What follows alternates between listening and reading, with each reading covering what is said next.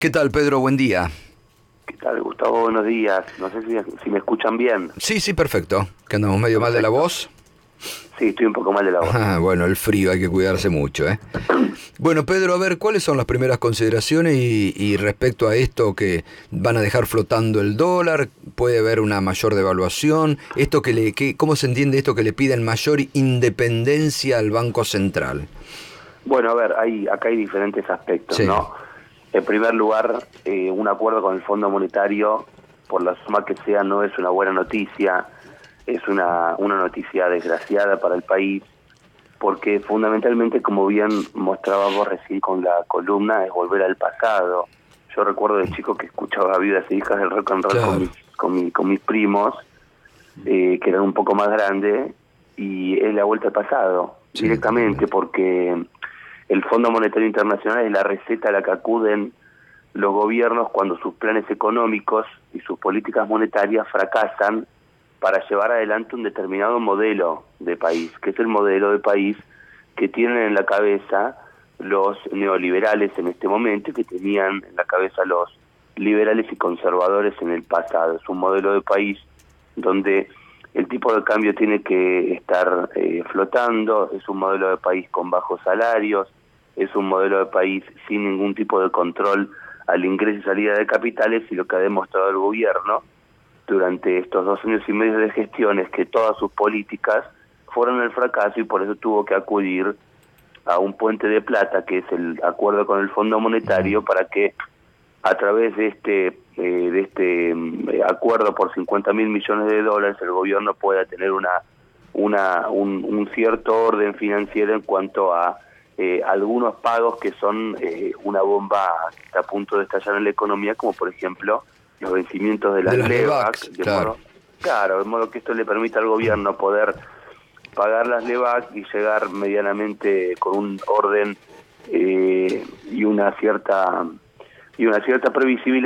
previsibilidad a las elecciones, y intentar un segundo mandato, que por supuesto no está descartado en la Argentina, porque eso se ve en las elecciones, ¿no? Entonces, claro, vos recién decías que una de las metas es bajar el déficit fiscal al 1.7%. Esto marca fundamentalmente que dentro de las condicionalidades del fondo, que nosotros no conocemos porque los acuerdos no pasaron por el Congreso, porque no se discutieron públicamente, lo que viene es un ataque directo a todo lo que tenga que ver con derechos adquiridos por parte de la sociedad argentina, a todo lo que tenga que ver con políticas salariales, a todo lo que tenga que ver con cuestiones vinculadas a servicios básicos que pasan a estar en manos completamente del Estado. Esto es un modelo que además va a acompañar obviamente una caída drástica en el consumo y un escenario profundamente recesivo.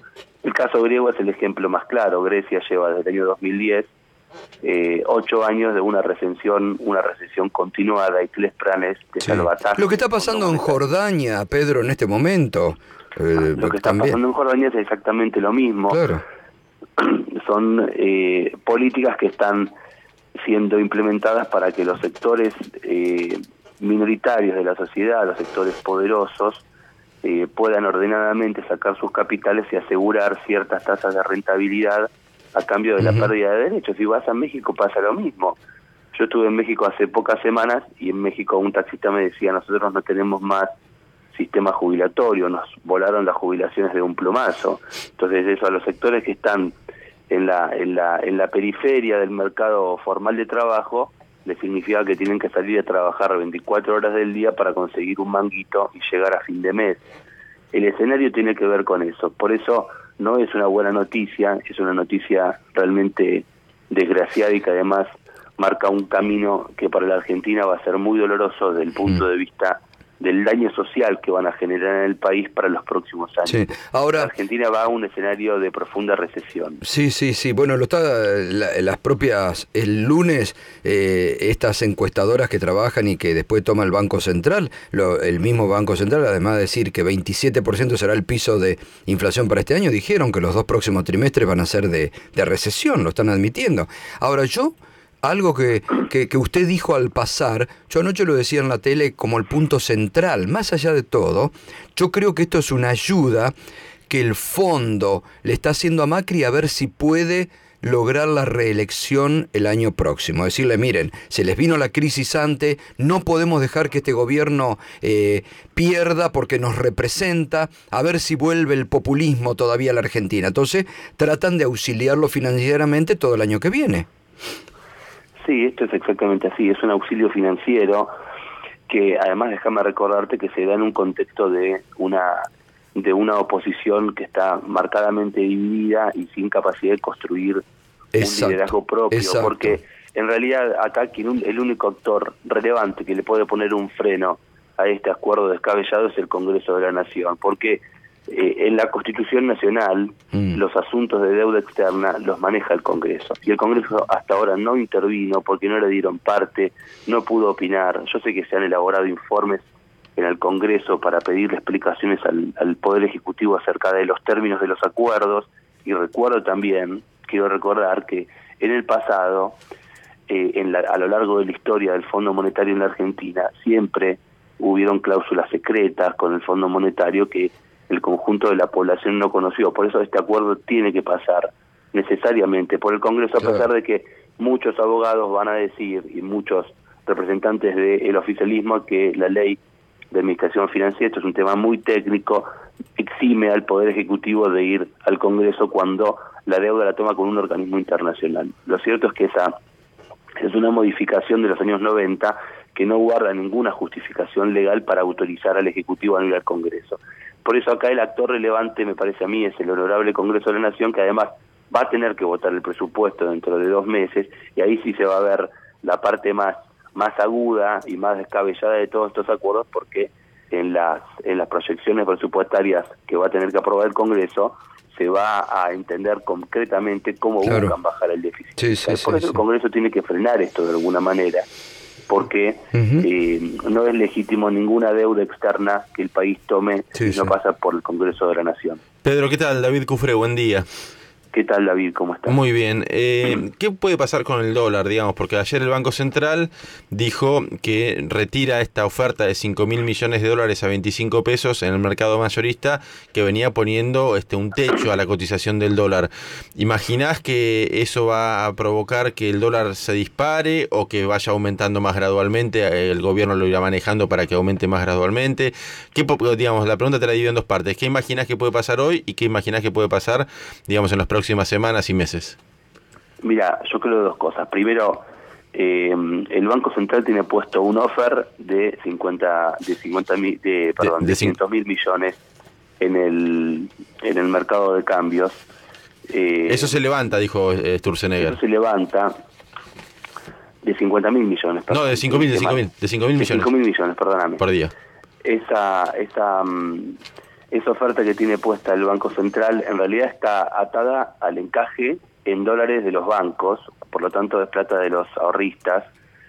Si saca esa oferta repentinamente de un momento al otro, que probablemente sea lo que suceda por cómo desarmaron en su momento el mal llamado cepo, seguramente el tipo de cambio tenga alguna disparada, porque acordate que ese offer en realidad le ponían un techo en 25 pesos al dólar.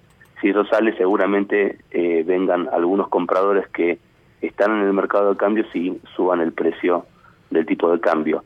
Si ingresan dólares del exterior, eso en algún momento debería bajar.